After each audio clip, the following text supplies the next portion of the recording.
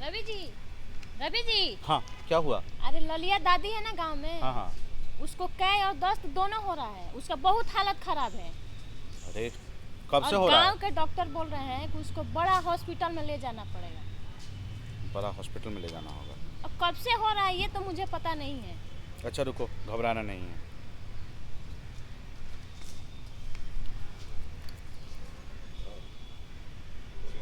हाँ, एम्बुलेंस।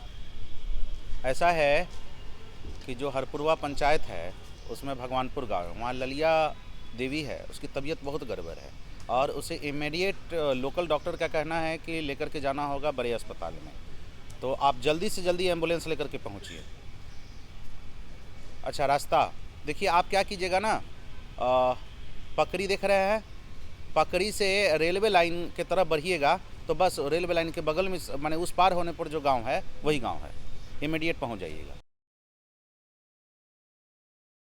उनका तो बहुत अरे तबीयत खराब था। अरे इसमें क्या है ना कि लोगों का गलत खान पान का नतीजा है। लोग स्वच्छता का, अपने स्वास्थ्य का एकदम ध्यान नहीं रखता है, इसी का ये नतीजा है कि लोग इस प्रकार बीमार पड़ते हैं। तो गांव के लोग को कौन शिक्षा देगा कि अब तुमको कैसे रहना है, नहीं रहना है। देखो, इसमें कोई बड़ी बात नहीं है। देखो, आज ही जो है विश्व मोहन चौधरी संत जो है आए हुए हैं। वो जो है स्वास्थ्य शिक्षा परिषद एक सामाजिक संस्था है जिसमें जो समाज में स्वास्थ्य के प्रति जागरूकता के लिए लोगों को प्रेरित करती है, तो उसी के लिए आए हुए हैं। आज ही जो है उनसे पूरी जानकारी हम लोग भी मिल जाएगी। तो क्या वो हम लोग को भी इस पे जानकारी देंगे?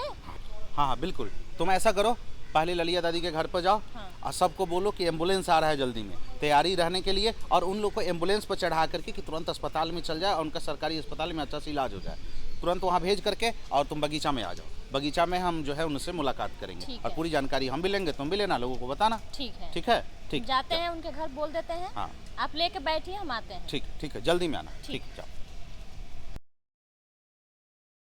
ऐसा है कि हमारे गांव में एक बच्ची को, मैंने एक औरत को उल्टी दस्त ये सब होने लगा, तो सुनीता दौड़े दौड़े आई, तो उसको हम भेज दिए कि जाओ एम्बुलेंस वाले को बुलवा के कि वहाँ जाओ ये दिखवाना। तो बात यह है कि सुनीता आ रही है, तो उसको भी जानकारी चाहिए, इसलिए आ ही गई। बैठो सुनीता, यही है विश्व मोहन चौधरी संसद है ना, ये स्वास्थ्य शिक्षा परिषद के। सर एक चीज़ जानना चाहेंगे, जैसे समाज में बहुत सारी बीमारियाँ लोगों के अनजाने पर से, स्वास्थ्य के प्रति जागरूक नहीं होने के कारण होता है ना, तो आखिर ये स्वास्थ्य शिक्षा के बारे में कैसे लोग जागरूक हो, स्वास्थ्य शिक्षा क्या है, क्योंकि आप स्वास्थ्य शिक्षा परिषद के ये हैं, तो हमको थोड़ा सा इसके बारे में जानकारी दीजिए, फिर तुमको भी जो सवाल पूछना, ये स्वास्थ्य शिक्षा क्या है, थोड़ा इसका विस्तार से बताइए। देखिए, दरअसल ये है कि हम लोग समाज में रहते हैं और समाज में रहने के कारण, क्योंकि सबसे पहले हमारी जो मूलभूत जो आवश्यकता है, भोजन वस्त्र आवास, इसके बाद हम लोग स्वास्थ्य पर आते हैं। स्वास्थ्य हम लोगों को बहुत ज़रूरी है। तो स्वास्थ्य में यदि किसी भी तरह का हमारा स्वास्थ्य गड़बड़ होता है तो हम लोग को जानकारी चाहिए।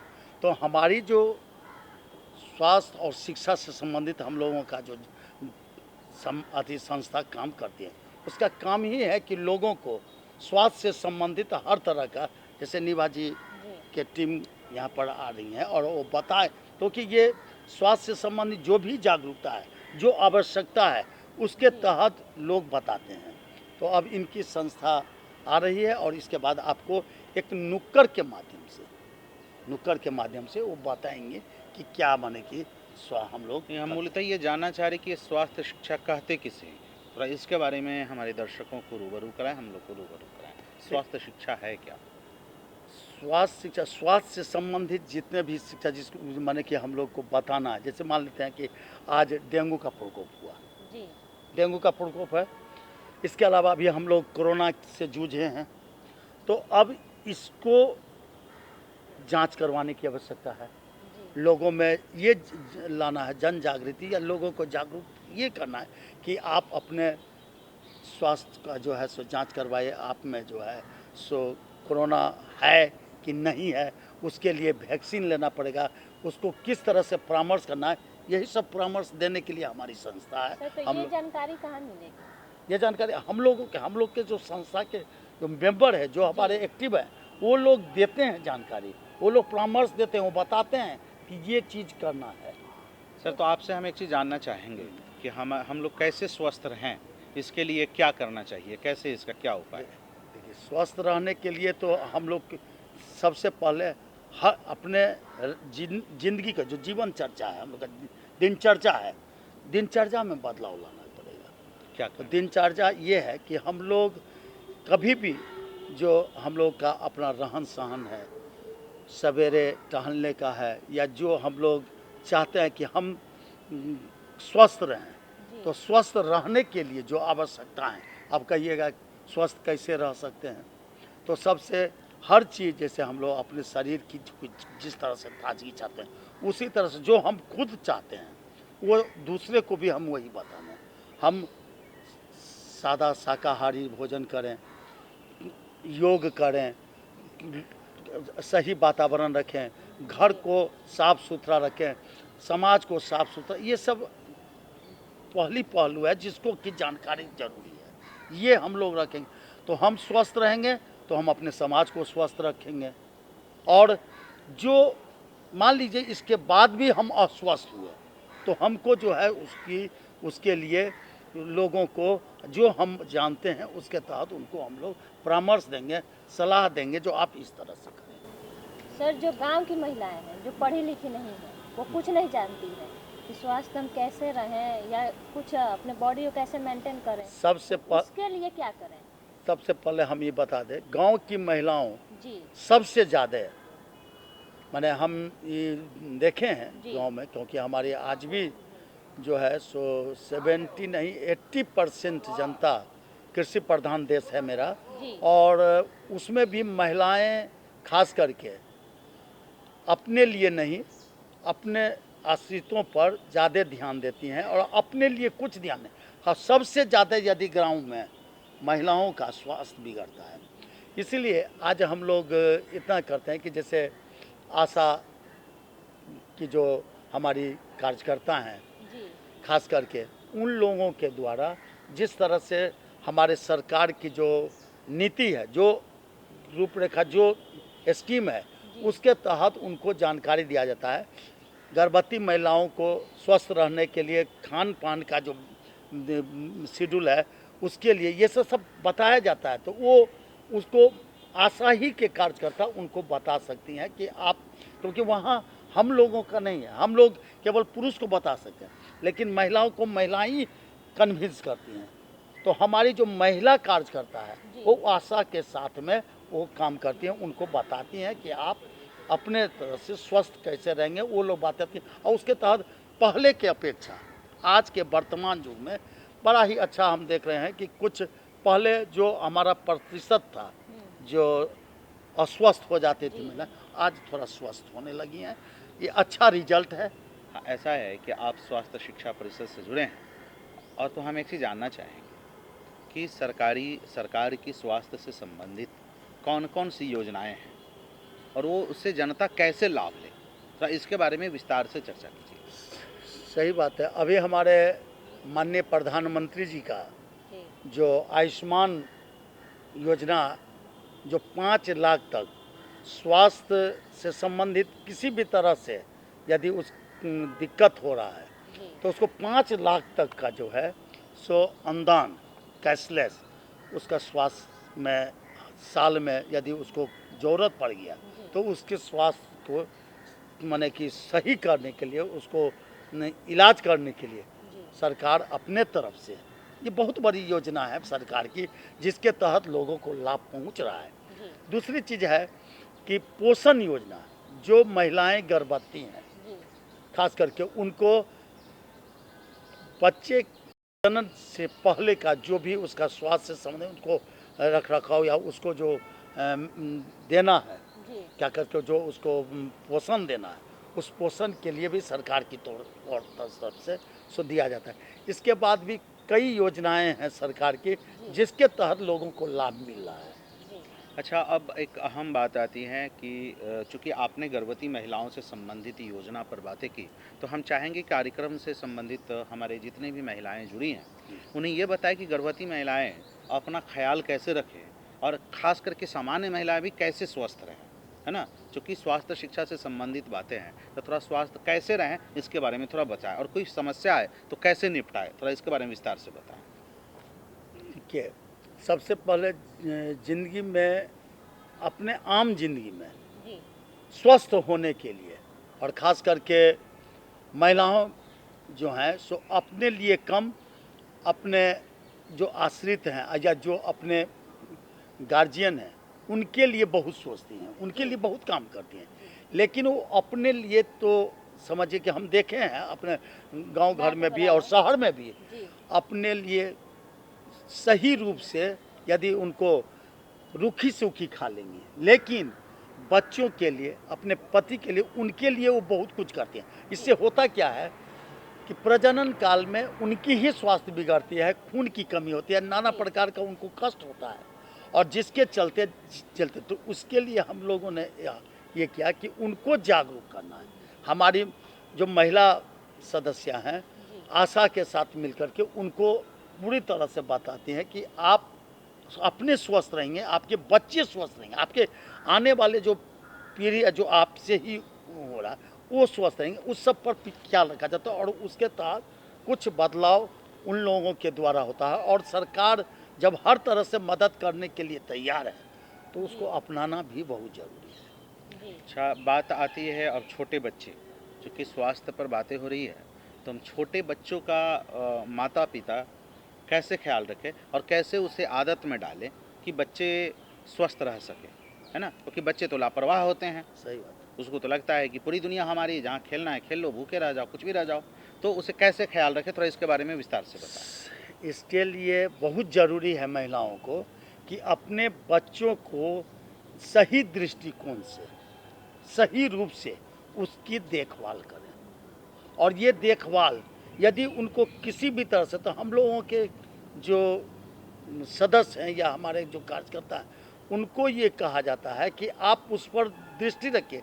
जिस मोहल्ले के जो सदस्य हैं उसके तहत जो लोग हैं, जो हम लोग समझते हैं, उनकी जो भी समस्या हैं, और वो बच्चों की देखभाल यदि वो ठीक से नहीं करें, हमारे जो सदस्य हैं वो जान रहे हैं कि इनका देखभाल नहीं होता है, जो जिस मोहल्ले में है वहाँ की जानकारी तो रख रहे हैं, तो उनके तहत उनको बताया जाता है, और उस तरह से अभी कोरोना काल का समय था, बहुत से बच्चों ने टीका लेना भी मुनासिब नहीं समझा, तो उन लोगों को जागरूक करके हमारे स्वास्थ्य परिषद के लोगों ने ये किया कि उन लोगों को मार्गदर्शन दिया, परामर्श किया कि नहीं, ये बहुत ज़रूरी है, क्योंकि जिस वायरस से हम लोग हैं ये जानलेवा है, और जब हमारे प्रधानमंत्री जी का ये मुफ्त का टीका जो हम लोगों ने लिया वो देना है, तो ये टीकाकरण लेने से ये फ़ायदा था कि आपको वायरस नहीं होगा, बच्चे के वायरस से तो माता पिता को ही परेटें, क्योंकि बच्चे खुद नहीं जानते हैं, वो तो लड़ने खेलने में लग जाते हैं, तो माता पिता जो कि जागरूक हैं, जो जानते हैं कि इस वायरस से टीकाकरण लेना बहुत ज़रूरी है, तो तब लोगों ने लेना शुरू किया, और बच्चे को खुद ले जा करके माता पिता ने इस कोरोना के मुफ्त टीका को देने का काम किया। आज इसीलिए करोड़ों के करोड़ हमारे जो भारत के वो छोटे बच्चे हों या बड़े, सभी लोगों ने टीका लिया, पहला डोज, दूसरा डोज, और तीसरा जो है बूस्टर डोज लेने का काम किया, और बहुत अभी भी नहीं लिए ऐसा। तो इसलिए ये ज़रूरी है कि हम सभी मिल कर के जागरूकता फैलाएं, और उसके तहत लोग स्वस्थ रह सकते हैं। अच्छा, छोटे बच्चों के लिए सरकारी टीकाकरण का भी प्लान रखा गया है, लोग उससे बचना चाहते, टीका नहीं लेना चाहते, थोड़ा ये बताएं कौन कौन सी टीका है और टीका लेना कितना आवश्यक है, थोड़ा इसके बारे में बताएं। बच्चे के जन्म के बाद में एक पूरे मेडिकल किट माने कि उसको दिया जाता है, और उसका टीका का, जैसे हम लोगों ने भी अपने बच्चे को हर समय जो उसका टीकाकरण हेपेटाइटिस का हो या जिस तरह का भी टीकाकरण था, सारा टीकाकरण लेना पड़ा, सबका समय निर्धारित था, उसका चार्ट निर्धारित था, और ये सारा टीका हमारे भारत सरकार के तरफ से फ्री ऑफ कॉस्ट था और अस्पतालों में वो टीकाकरण फ्री ऑफ कॉस्ट मिलता है। और सभी लोग, हम लोग कहते हैं कि भाई आपके बच्चे जन्मे तो उनको समय पर सब टीका लेना बहुत ज़रूरी है। तो ये इसको जागरूक करना भी हम लोगों का कर्तव्य था, परिषद का कर्तव्य था, हमारे कार्यकर्ताओं का था। सर, जो अभी तो बच्चे पे हो गए कि बच्चे को कैसे देख रेख करें, कि जो गांव के बूढ़े बुजुर्ग हैं उनको कैसे देख रेख करें, इस पर थोड़ा सा सर बताइए। खास करके गांव घर में जितने भी बुजुर्ग हैं जी, उनको भी स्वस्थ रहना बहुत आवश्यकता है। खास करके जब शरीर ओल्ड एज की ओर प्रस्थान करता है तो उन बूढ़े बुजुर्ग के लिए भी स्वास्थ्य की जानकारी के साथ साथ उनको भी अपने लिए संभालना पड़ेगा। बहुत सी ऐसे रोग होते हैं जो एज होने के बाद ऑटोमेटिक हो जाता है, थायराइड हो या दर्द हो या बहुत तरह के ऐसे हैं। तो खास करके हम ये सोच रहे हैं कि ऐसे जगहों पर जो हमारी स्वास्थ्य कर्मी है, खास करके भारत सरकार का हो, बिहार सरकार का हो, उन लोगों को हर गांव घर में जा कर के एक शिविर लगाने का काम करें, वो लोग भी करें। क्योंकि हम लोग तो शहर में रहते हैं और हम लोग से उतना नहीं हो पाता, क्योंकि हमारी जो संस्था है वो संस्था जो सरकार कर रही है उसी के लिए परामर्श देते हैं। इसके अलावा यदि वो गांव में है, जो हमारे दादा पुरखा जो भी हैं, तो उन लोगों के लिए जो हमारा वहाँ का औषधालय है, राजकीय औषधालय है, हमारा वो स्वास्थ्य हॉस्पिटल है, उस सब में जा कर के वो जानकारी लें। और ख़ास करके जानकारी नहीं ले तो जो हमारे यहाँ शिविर लगाते हैं, बहुत से ऐसे एनजीओ हैं जो सरकार के फंडिंग से चलते हैं, वो लोग अपना एनजीओ के तहत शिविर लगावें, स्वास्थ्य शिविर लगाएं, उसमें हर तरह का जांच निःशुल्क होता है, वो लोग लगा के। कभी कभी ऐसा हुआ है यदा कदा, हम लोगों ने बहुत पहले लगाए, इधर नहीं लगा पा रहे हैं, लेकिन वो लोग लगाते हैं तो उसमें जा कर के जाँच करवावें। उसके तहत जो परामर्श है, डॉक्टर बैठते हैं, वो लोग अपना उनसे अपना जानकारी लें और उसके तहत अपना इलाज करवाएं, ताकि वो भी स्वस्थ रहें। क्योंकि एज के साथ साथ अपनी बहुत से ऐसे भी हमारे ही मैंने हमने देखा है, गांव कभी कभी जाते हैं तो देखते हैं कि बहुत से एजेड भी व्यक्ति हम लोग से ज़्यादा फुर्तीला हैं क्योंकि वो स्वस्थ हैं, एज हो गया है। मैं अपनी बात बताता हूँ, मेरी भी उम्र 60 बरस है, लेकिन मुझे आज कोई रोग नहीं है, यहाँ तक कि एक डायबिटीज़ नहीं है, मुझे कोई रोग नहीं। मैं पैदल भी चलता हूँ, गाड़ी से भी चलता हूँ, हर तरह अपने को संतुलन रखा, योगा भी करता हूँ, हर तरह से कभी भी कोई किसी तरह का अभी तक लोग क्या कहते हैं कि माने कि थक गए हो गए, ये सब आज तक नहीं जाने। हाँ ठीक है, एक्सीडेंट होता है, धक्का लगता है, चोट लगता है, दवा दारू खाते हैं, बस समाधान कर लेते हैं, लेकिन कभी भी किसी रोग से ग्रसित नहीं। तो इस तरह से हम चाहेंगे अपने लोगों से कि स्वास्थ्य की जानकारी बच्चे से लेकर के बड़ों तक की आवश्यकता है, और सरकार का जो हमारी उपलब्धि है जो हम लोगों को देते हैं उसका लाभ हम लोग उठा सकते हैं। जी, बहुत ही अच्छी बात आप बता रहे हैं। एक चीज़ और हम जानना चाहेंगे कि बुज़ुर्ग अपनी आदतों में कौन सी आदत में परिवर्तन करे। जैसे अभी ठंडी का भी समय आने वाला है ना, या गर्मी का समय आता है, तो ऐसी कौन सी आदतों में परिवर्तन करे कि उस आदत की वजह से वह स्वस्थ रह सके। थोड़ा उसके बारे में विस्तार से बताएं। देखिए, बुजुर्ग लोग सबसे बड़े लापरवाह थोड़ा सा हैं, हमारे ही गार्जियन हैं, तो थोड़ा सा माने हम क्या कहें कि वो लापरवाह इसलिए हो जाते हैं कि वो अपने शरीर को पहले ही के जैसा वो समझ रहे हैं। तो मेरा कहना है उन पिता समान बुजुर्गों से कि आप खास करके अपने जीवन में उस सब को बदलाव लाए, और आप समझे कि हम भी बुजुर्ग हैं और हमें जाड़ा आने वाली है, तो हम लोग कम से कम कपड़े पहन कर रहें, या हम लोग बहुत ज़्यादा सर्द चीज़ का इस्तेमाल नहीं करें। जो चीज़ हम करने से यदि हमारी हानि हो रही है तो उस चीज़ को हम कदापि ना करें। खास करके बुजुर्गों में देखते हैं कि एक नशा का भी आदत है, मैं तो चाहूँगा कि इसका त्याग कर दें, इसकी आवश्यकता नहीं है। तो इस सब से क्या होगा कि हम जो सही हम लोग का जो अपना जीवन यापन जिस तरह से हम लोग चल रहे हैं वो सही रहेगा और हम स्वस्थ रहेंगे। क्या संदेश देना चाहेंगे आप हमारे ग्रामीण भाई बहनों को? मैं अपने ग्रामीण भाई बहनों को और ख़ास करके अपने उन सभी वर्ग के लोगों से ही कहना चाहेंगे कि भाई जीवन अनमोल है और जीवन को सुधारना अपने हाथ की बात है। हम कदापि अपने जीवन में ऐसा गलत काम नहीं करें, ऐसा गलत आचरण न करें ताकि हमारे शरीर पर असर करे और हम अस्वस्थ हो जाएं। स्वस्थ होना मेरा परम कर्तव्य है और हम सभी से निवेदन करेंगे कि हमारे ग्रामीण भाई बहन माता पिता सभी लोग अपने आचरण को सही ढंग से ले चलें, योगा करें और सरकार के बताए गए पद चिन्हों पर चलें और उनके द्वारा जो हमको मदद मिल रहा है, यदि किसी कारणवश हम अस्वस्थ हो गए तो हम उसके लिए भी जागरूक रहें ताकि हम जो हेल्प लेना है वो हेल्प लें, क्योंकि सरकार काफ़ी जागरूक है हमारे जनजीवन में सही रूप से स्वस्थ रहने के लिए।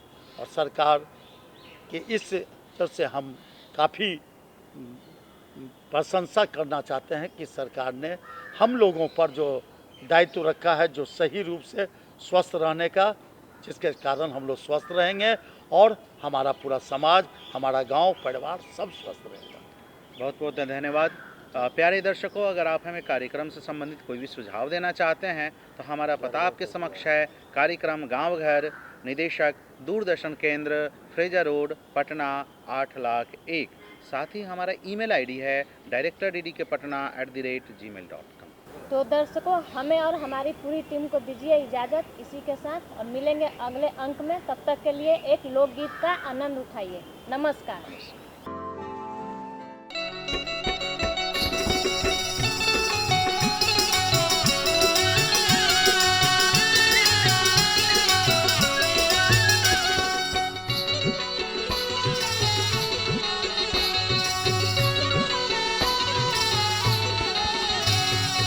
जनरा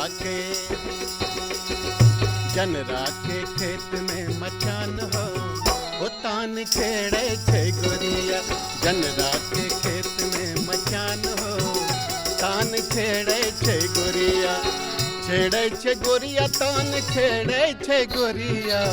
छेड़े छे गोरिया तान छेड़े छे गोरिया। जनरा के खेत में मचान हो तान छेड़े छे गोरिया। जनरा के खेत में मचान हो तान छेड़े छे गोरिया।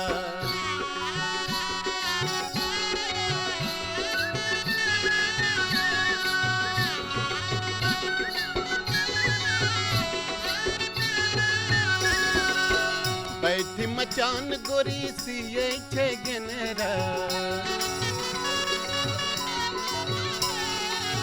बैठी मचान गोरी जो गए छे जनरा। शिव करे छे सुइया तागा से गनरा। शिव करे छे सुइया तागा से गनरा। मेहनत का मने भगवान हो तान छेड़े छे गोरिया।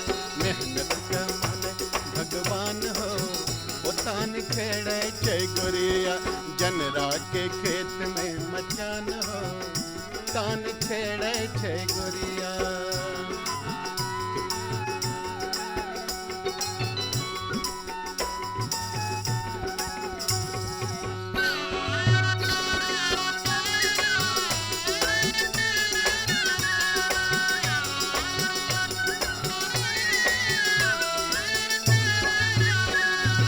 हाल होल करी के उड़ावे चिड़ैया।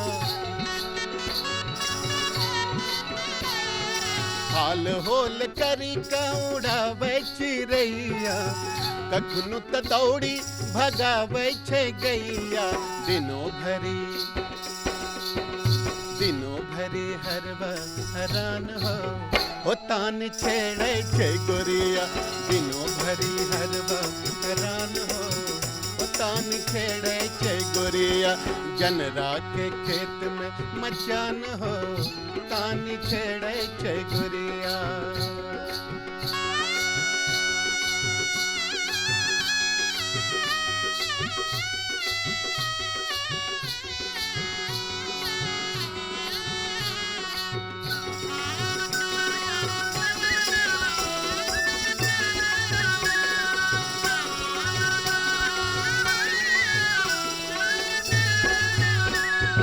सांझ पहर कलौआ लेके आईली छे बटनी,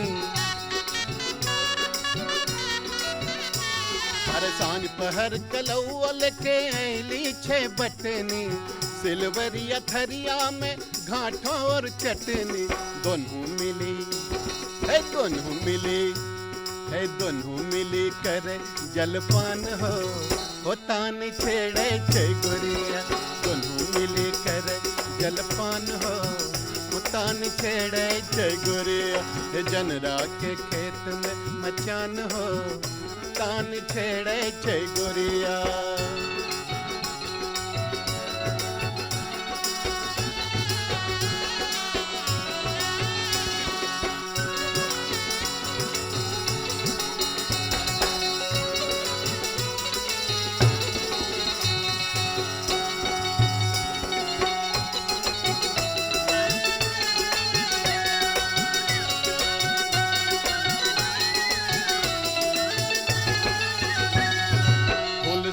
बिहारी मन देखी मकैया,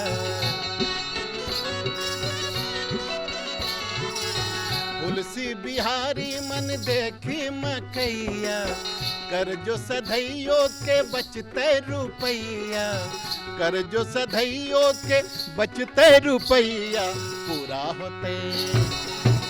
होते अब की अरमान हो तान छेड़े छे गोरिया, पूरा होते अब की अरमान हो तान छेड़े छे गोरिया, जनरा के खेत में मचान हो तान छेड़े छे गोरिया, तान छेड़े छे गोरिया, तान छेड़े छे गोरिया।